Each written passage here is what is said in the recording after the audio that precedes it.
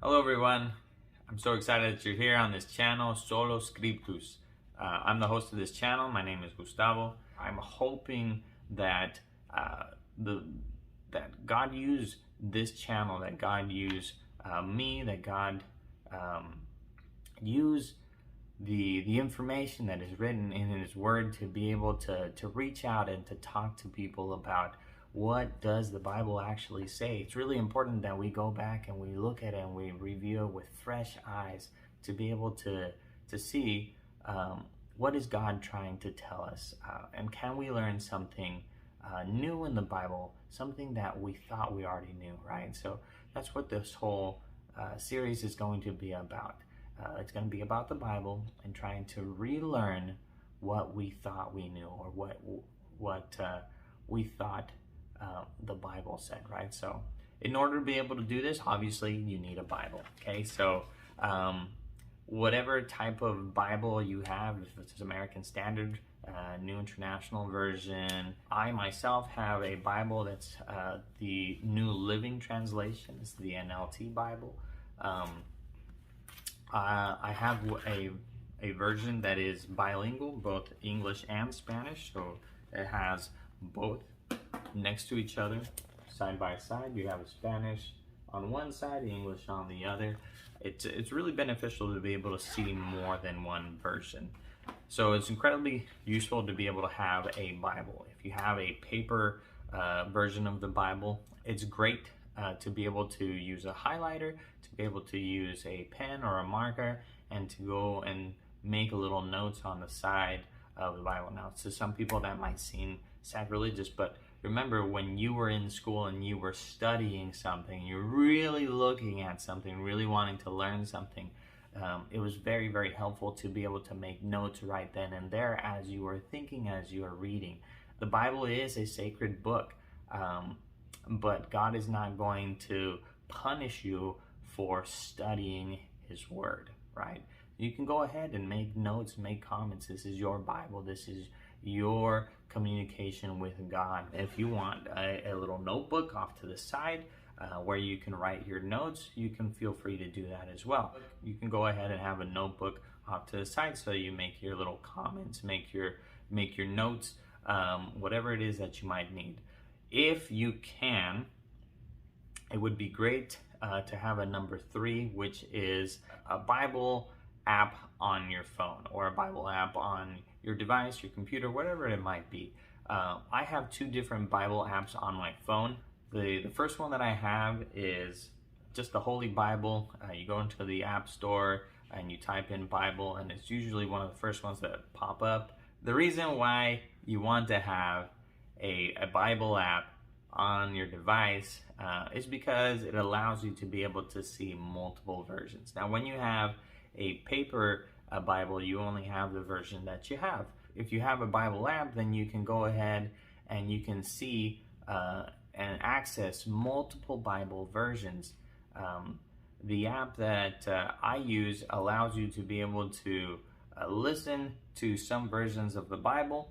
It allows you to play chapters in the Bible. If you're driving and you don't have time to actually read, you can hit play and listen to the version of the Bible. You can also select specific verses, and there's a compare option, so you can compare different versions. So if you want to look at the Orthodox Jewish Bible, if you want to look at the World Messianic Bible, if you want to look at the American Standard Version, if you want to look at the King James Version, the traditional King James Version, it also allows you to be able to look at different versions in different languages. So if you speak more than one language, you can access different Bible versions in different languages. And when you hit that compare button, it'll pull up all the versions that you have kind of selected and highlighted and downloaded onto your device, so that you can look at how this verse reads in different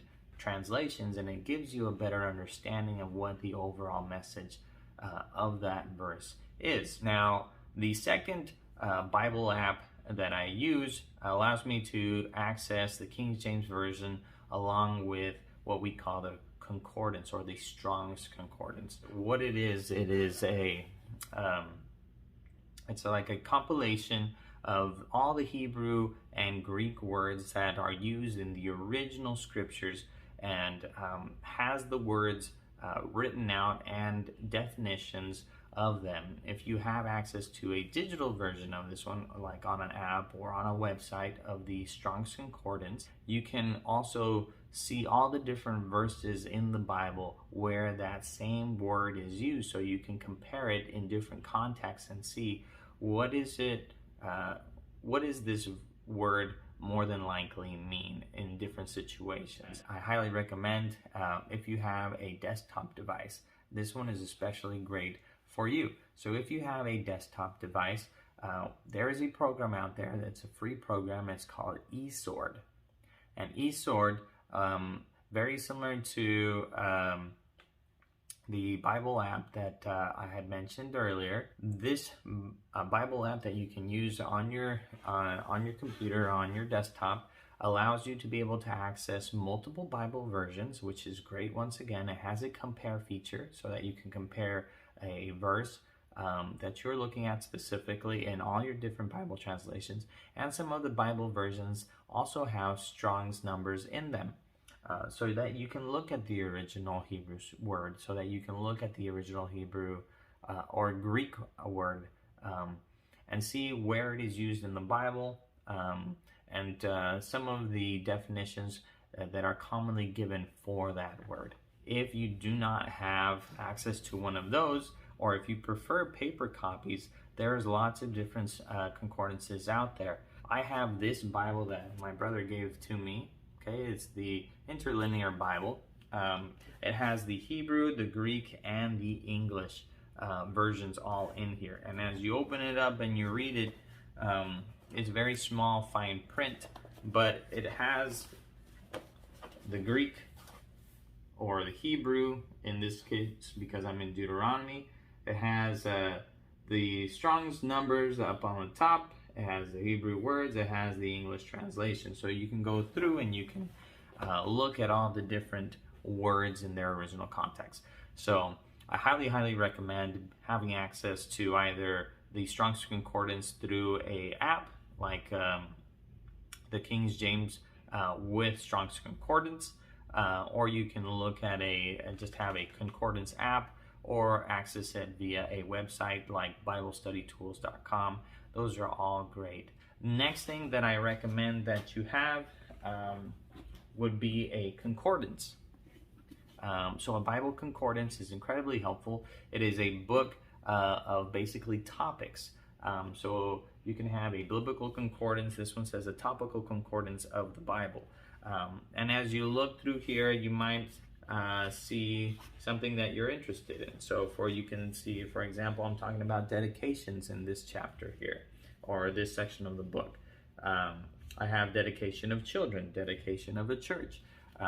So it gives you all the verses where you would find information that's related to the topic that you're interested in. Okay, so that is another resource that is incredibly useful to have. Okay, so last thing that we want to make sure that we have, aside from our Bible, aside from our notebook, aside from our Bible app or apps, aside from a concordance, we also want to use what God has given each and every one of us, which is the additional book of nature. So looking at nature, looking at what we see in the world around us, looking at the laws of nature, looking at all of creation, what God has given us, and our reasoning mind to be able to see and understand. So there's this verse in the Bible that talks to us about the importance of nature and how God uses nature to reveal himself to us. So this verse is found in the book of Romans, in Romans chapter 1, verses 19 through 20, where it says, "Because that which may be known of God is manifest in them, for God hath showed it to them. For the invisible things of him from the creation of the world are clearly seen, being understood by the things that are made, even his eternal power and Godhead, so they are without excuse. And so therefore we see in Romans here that God uses nature, even if people don't have access to the Bible, even if they don't have access to a concordance, even if they don't have access to any of these things, God still reveals himself through nature, through the things that he has made, so that no one should be without excuse to be able to say, well, I didn't know that there was a God, or I didn't know this information about God, right? A lot of what God has revealed to us is in his Bible, and that's why we want to use that information along with what he has given us in nature to be able to make a complete picture of what God is trying to reveal to us. So those are some of the things that are incredibly helpful to look at. Outside of those things, while we are studying the Bible, we're going to leave out any additional books outside of those things. We want to have just the basics. I hope this channel is a blessing to you. I hope that that you learn a lot. Maybe you learn how to study the Bible for yourself. Thank you very much. May God bless you. Adios.